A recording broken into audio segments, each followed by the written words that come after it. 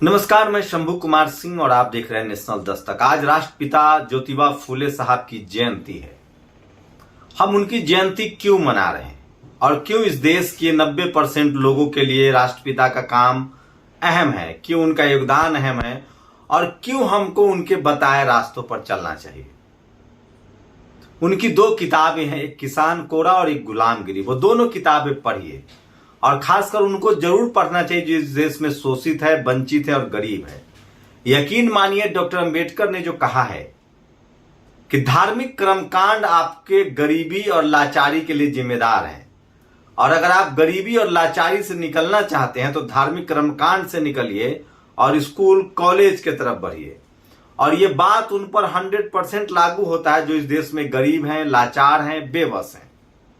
तो नमस्कार, मैं शंभू कुमार सिंह और आप देख रहे हैं नेशनल दस्तक। आज ज्योतिबा फूले के बहाने बात करेंगे भारत के वर्तमान राजनीतिक हालात की, कि आखिर क्या चल रहा है और पहले क्या चल रहा था।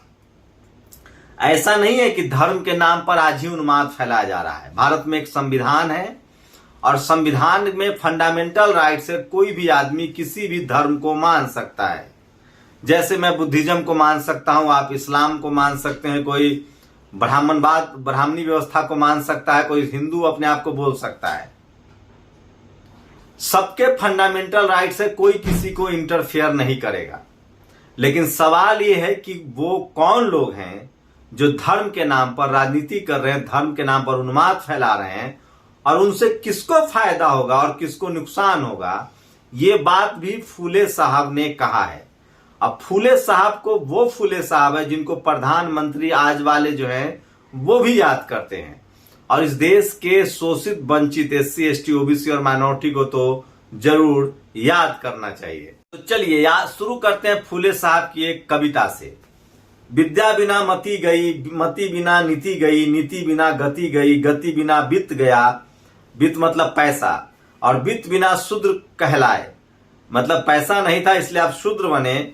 इतना सारा अनर्थ एक अविद्या से हुआ। ज्योतिबा फूले महान सामाजिक शिक्षक, तार्किक विचारक, समतामूलक समाज चेतना के प्रसारक और स्त्री शिक्षा के जबरदस्त समर्थक और पैरोकार महामानव ज्योतिबा फूले के जन्म दिवस की हार्दिक मंगल कामनाएं। तो ये वो खबर है जिस पर आज हम लोग बात करेंगे, और इसी खबर के हिसाब से फिर हम लोग इस पूरी बातचीत को आगे ले जाएंगे। उससे पहले मैं ज्योतिबा फूले के कुछ काम बता दे रहा हूं कि आपको उनका सम्मान क्यों करना चाहिए।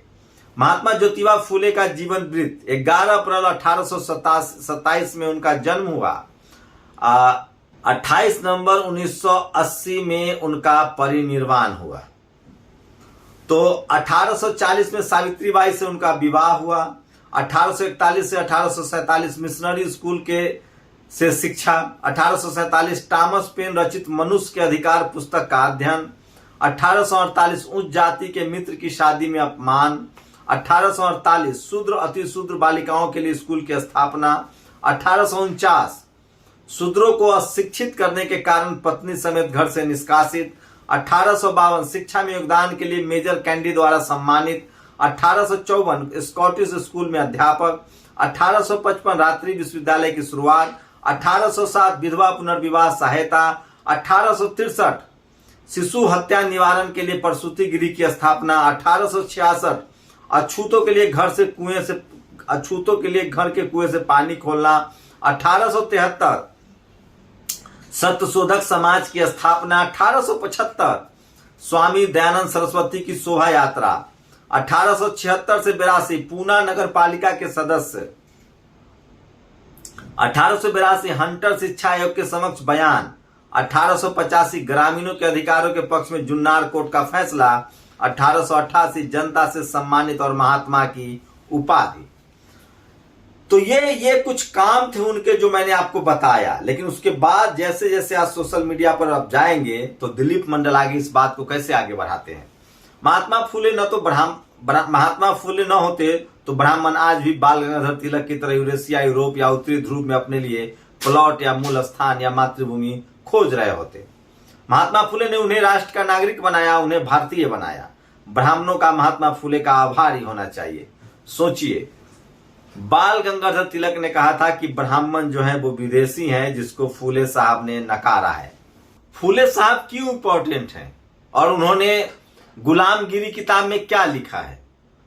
और आज उनकी संसद में ये तस्वीरें हैं, संसद में ज्योतिबा फुले, फोटोग्राफर जगदीश यादव, ये जो तस्वीर है उनकी संसद भवन में लगी हुई है।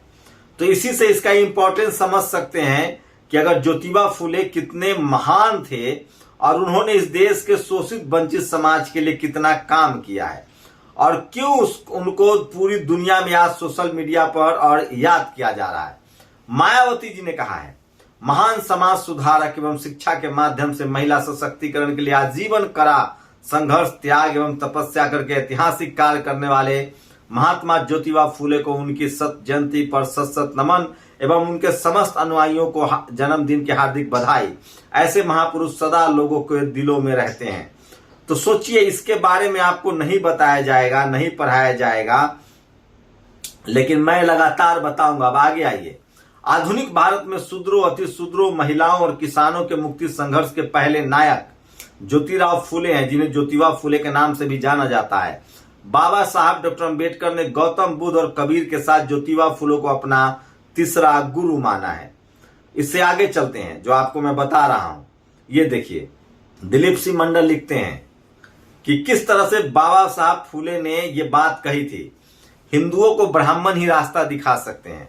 सामाजिक आर्थिक स्तर पर आ रहे बदलाव को भांपना है तो ब्राह्मणों के एलीट पर नजर रखिए, गरीब ब्राह्मण रास्ता नहीं दिखा पाएगा। उन्होंने सबसे पहले भांप लिया कि संस्कृत का समय गया, इंग्लिश को अपना लो। उन्होंने गुरुकुलों का त्याग कर दिया। उन्होंने अंग्रेजी के समय सबसे पहले भांपा कि सरकारी नौकरी में फायदा है, वो अंग्रेजों के यहाँ भर्ती हुए। बाकी हिंदू समुद्र यात्रा को धर्म विरुद्ध मानते थे, ब्राह्मणों ने सबसे पहले समझा कि विदेश जाना फायदेमंद है। उन्होंने सबसे पहले इंजीनियरिंग और आईटी का मतलब जाना, इसके लिए बच्चों को तैयार किया। लाश, थूक, खखार छूने से धर्म भ्रष्ट होता था, लेकिन उन्होंने सबसे पहले समझा कि डॉक्टर बनना फायदेमंद है।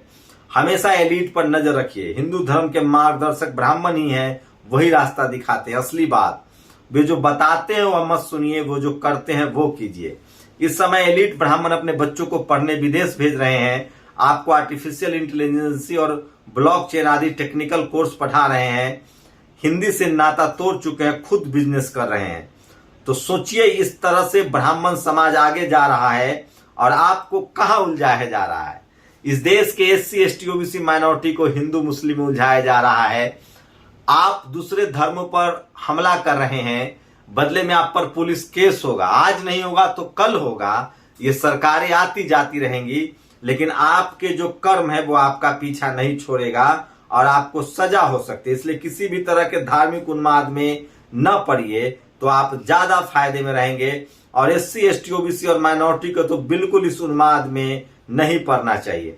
आगे ज्योतिबा फुले की लाइन सुनिए। राजेंद्र प्रसाद सिंह लिखते हैं, ब्रह्म समाज, वेद समाज, आर्य समाज के सांस्कृतिक राष्ट्रवादियों पर ज्योतिबा फुले का सीधा इल्जाम था कि ब्रह्म, वेद और आर्य जैसे ब्राह्मणवादी शब्दों का इस्तेमाल कर ये समाज सुधारक राष्ट्रवाद के नाम पर ब्राह्मणवाद को कायम रखने की कोशिश कर रहे हैं। शायद इसलिए सत्यमार्गी फुले ने सत्यशोधक समाज बनाए, न ब्रह्म, न वेद, न आर्य। राजेंद्र प्रसाद सिंह बड़े भाषा वैज्ञानिक है, उन्होंने ये ट्वीट किया है। ये उनका फेसबुक पर पोस्ट है काफी पहले का। तो मैं बार बार कह रहा हूं कि मैं फुले के बहाने ये सारे डिस्कोर्स को आपके समक्ष लाना चाहता हूं। आपको तय करना है कि आपके बच्चे के लिए क्या जरूरी है, स्कूल कॉलेज जरूरी है या क्या जरूरी है। देखिए आगे एक पोस्ट और पढ़िए। 1920 के बाद सबसे अधिक जीवनी सांस्कृतिक राष्ट्रवादियों में से महर्षि दयानंद की और राजनीतिक महापुरुषों में से महात्मा गांधी की लिखी गई। 1990 के बाद सबसे अधिक जीवनी सांस्कृतिक राष्ट्रवादियों में से ज्योतिबा फुले की और राजनीतिक महापुरुषों में से बाबा साहब अम्बेडकर की लिखी गई है। फुले जयंती पर फूलों की बारिश। तो इस तरह के तमाम पोस्ट है जो आपके लिए बहुत जरूरी है, और इसलिए मैं बार बार कह रहा हूं कि सोशल मीडिया ही बहुजन मीडिया है, सोशल मीडिया ही सच्चा मीडिया है। अब आगे एक और फुले साहब का पढ़िए। महान ज्योतिबा फुले ने भारतीय समाज को आधुनिक बनाने के अपने आंदोलन को आगे बढ़ाने हेतु 24 सितंबर 1873 को सत्यशोधक समाज की स्थापना की थी। तो आप सोचिए कि वो क्या कह रहे थे और आप क्या कर रहे हैं। वो उस समय आपसे कह रहे थे कि आप पढ़िए लिखिए, स्कूल कॉलेज जाइए, आप कलेक्टर, एसपी, डीएम बनिए। आपको तय करना है कि आपके अपने बच्चों को क्या बनाना है। अगर आप नहीं तय करेंगे, दो ज्यादा नहीं, एक किताब पढ़िए, किताब का नाम है गुलामगिरी, उस पर बैन नहीं, आप पढ़ सकते हैं। दूसरी किताब जो है वो आप पढ़ सकते हैं, दूसरी किताब का जो नाम है वो है किसान कोरा। तो ज्योतिबा फुले को आप पढ़िए, उसके बाद पता चलेगा कि आपके लिए स्कूल कॉलेज कितना जरूरी है, आधुनिक शिक्षा कितना जरूरी है, और आप अपनी गरीबी और लाचारी के लिए खुद जिम्मेदार हैं। तो ये नेशनल दस्तक की टीम की तरफ से ज्योतिबा फुले की जयंती पर आप सबके हम सब आपको बधाई देते हैं। और कल्पना कीजिए कि अगर बुद्ध किन से लड़ रहे थे, कौन लोग थे? संत शिरोमणि रविदास महाराज, कबीर, फूले, साहू जी महाराज, बाबा साहब अम्बेडकर, मान्यवर कांशीराम, रामस्वरूप वर्मा, जगदेव प्रसाद, पेरियार ललई सिंह यादव, सोनेलाल पटेल, कर्पूरी ठाकुर, ये लोग कौन थे? आज लालू यादव, मायावती जी, शिबू सोरेन, इन किन से लड़ रहे थे? कौन आपके हक अधिकार को छीन रहा है? अगले वीडियो में देखिए, क्या मुसलमानों के बहाने एससी एसटी ओबीसी माइनॉरिटी को गुलाम बना लिया जाएगा इस देश में, या हम गुलाम हो गए हैं? अपनी प्रतिक्रिया भी जरूर दीजिए। शुक्रिया। नेशनल दस्तक की आपसे गुजारिश है कि अगर इसको बचाना चाहते हैं तो नेशनल दस्तक को सब्सक्राइब करने के लिए रेड कलर के सब्सक्राइब बटन को दबाएं, फिर बेल आइकन की घंटी दबाएं। नेशनल दस्तक को बचाने के लिए बहुत जरूरी है कि हर खबर को शेयर करें, लाइक करें, कमेंट जरूर करें।